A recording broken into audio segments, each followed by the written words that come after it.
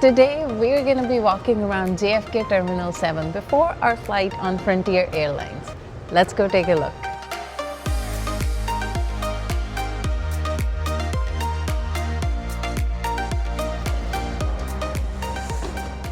All right, welcome to Terminal 7 at JFK. Right at the entrance, you have Anna, cool Ethiopian, Kuwait, Aer Lingus. I've never heard Hiski airline. Yeah. I have no idea what that is. Iceland Air, Condor, Air Canada, Alaska, Frontier, Lot, Polar, Sun Country, and Norse. It's a very small terminal, but having a lot of big international airlines fly from this terminal is strange. I mean, they are going to renovate this terminal as when we have seen a lot of construction happening all around JFK. So maybe they're going to upgrade and renew this terminal too. So it actually looks pretty good in that picture with the trees, natural lighting, high ceiling, all of the things, and Queen's Food Hall. So that looks amazing. Yeah, that looks amazing. Look amazing. There's a bunch of departures here. Ours is Frontier Airlines 759 to Vegas, leaving gate 4, but Alaska Air Canada also have departures this morning. Now we're going to follow that sign that's up here for airline check-in. It's actually very handy with those arrows because you can see some airlines like Hiski is downstairs. Yep. I see Frontier, Lot, Norse, Sun Country. Now we have recently flown on Sun Country. We have also done flights on Norse and shared those experiences. Here we are. It's a line for Frontier.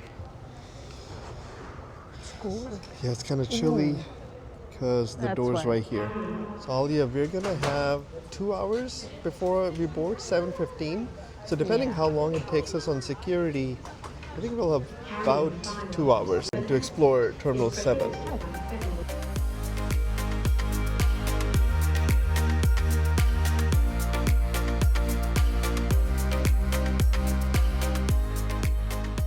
So we are heading to all gates security. Yeah, Alia just pointed out or whatever. they have a little tray so you can sit and have a meal.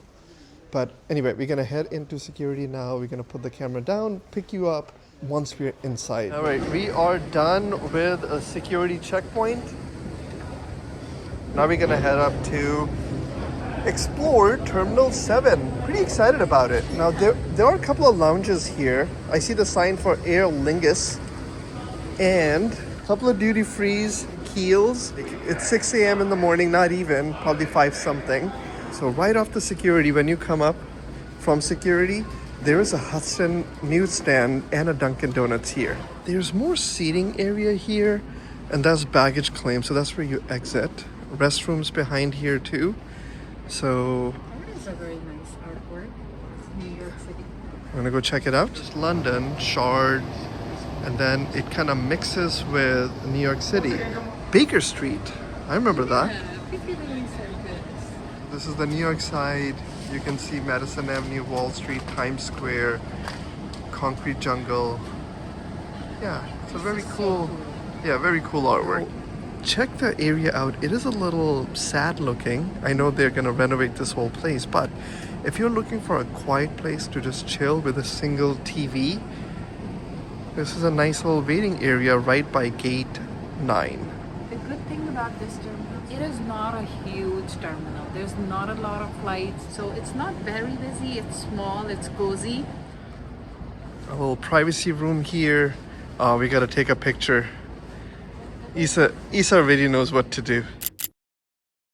So next to this little photo op again, gate 9, and circling back. So gates 7 and 8 are right behind, and then there's a little walkway to the other gates. Our gate is number 4, so we're gonna head over to the other side. I will say, because there are not a lot of places to eat, that Dunkin' smells so good.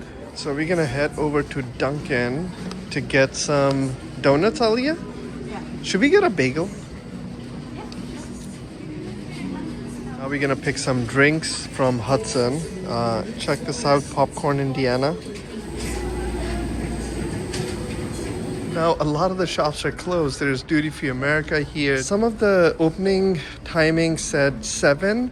There's some restaurants and places online it shows 11 a.m. opening. So If you have a very early morning flight, you're gonna see shutter gates. Now gates 1 through 6 are on that side. Approaching some food options. There's a deli which is closed right now, but hopefully Yeah. it'll open soon. And then there's True Burger. Brooklyn Rebel was not here before, so you're gonna go check that out.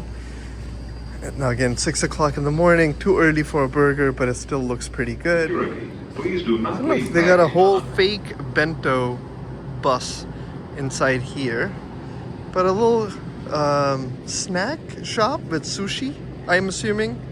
Brindle room, like a restaurant. There's like plenty of seating inside as well. And here you go. This is your food court in Terminal 7 with a lot of international flights. This is another place that's open right now at 6 a.m. It's Irving Farm Coffee Roasters. Kids, remember we drank chocolate milkshake in Abu Dhabi? That milkshake, or not, that chocolate milk was this small, and that bottle was $11. Yeah, that was a little expensive and pricey, but just wanted to show you the prices at the apartment deli. A grilled cheese sandwich is $12, grilled portobello is $15, side salad of cucumber and tomato is $5.99. Seems like Irving Farm is doing some nice business as the only, Open. because they're open. That's another option if you don't want to go to Dunkin'. Irving.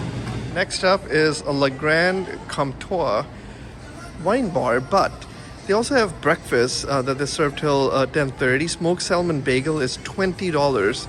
A breakfast croissant is $19, and a chicken salad is $25. It's closed with no signs of opening anytime soon. Yeah, like it's closed, but we're gonna go check a plane. Here's Alaska Airlines 737 heading to Seattle. I actually saw a bunch of very, very cheap tickets to Seattle from New York City, direct flight on Alaska for $114 in February, but you know, but it's still $114. So now here is gate 5 and 6. Plenty of seating here. You have charging station underneath, and then on top of that you do have a little sitting area with plenty of porch. So if you want to do some work, you can do some work here. You can do some plane spotting. Here's the Alaska airline. Well, let's check it out from this angle. I love a Boeing 737. That front nose is so much better than an Airbus. Okay, so nice, plenty of seating. I wonder if this place gets crowded in the morning, but right now it's a treat to walk around empty seats. There's a second Hudson store right next to Currency Exchange booth. Pretty good counter for currency exchange. Yeah, I'm sure this was something else at one point. I love New York artwork. You can take pictures with. Yeah, this is a restaurant now from the other side. The Brindle Room, full service restaurant with burgers and salmon. But expect about $25 to $30 per person with a side of soft drink or something like that. Now these are gates 1 and 2. Plenty of seating here. You know, just looking at the flight schedule here, seems like that this place doesn't get uberly crowded. Now I could be wrong. And here's the Aer Lingus Lounge. It is closed right in front of your gate 1. So end to end, if you want to walk the full length of the airport, Terminal 7, it is less than 4 minutes. It's pretty quick. Now we're gonna check some flight times that are over there. What do you see on the flight board? So I was just looking at the flight departure schedule, and not more than 2-3 flights in an hour. You can see 9:30 and then 10, 11 o'clock.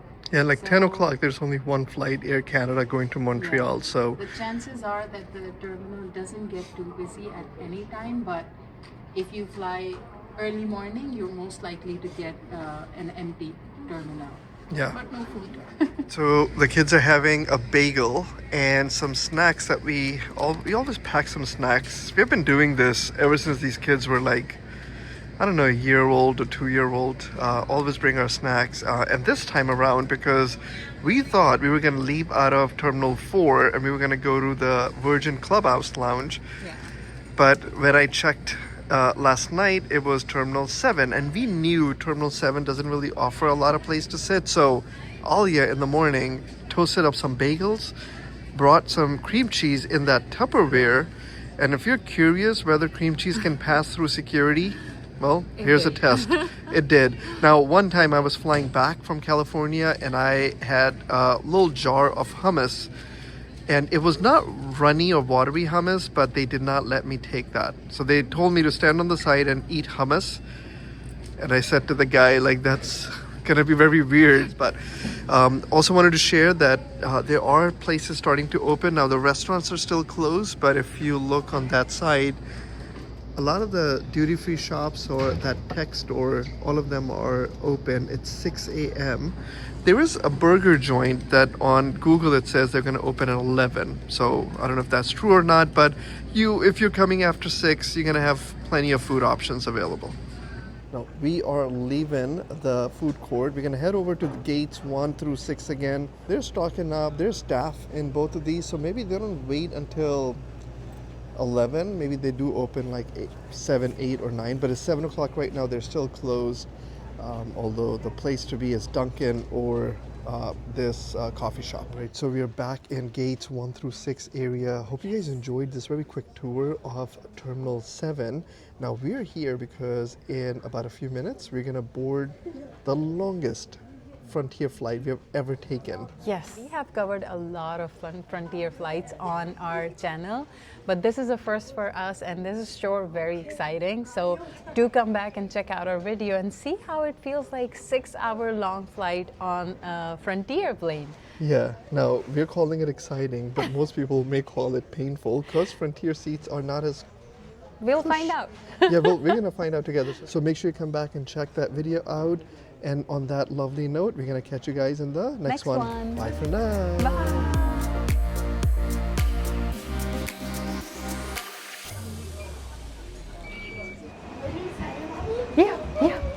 Yeah, we made it.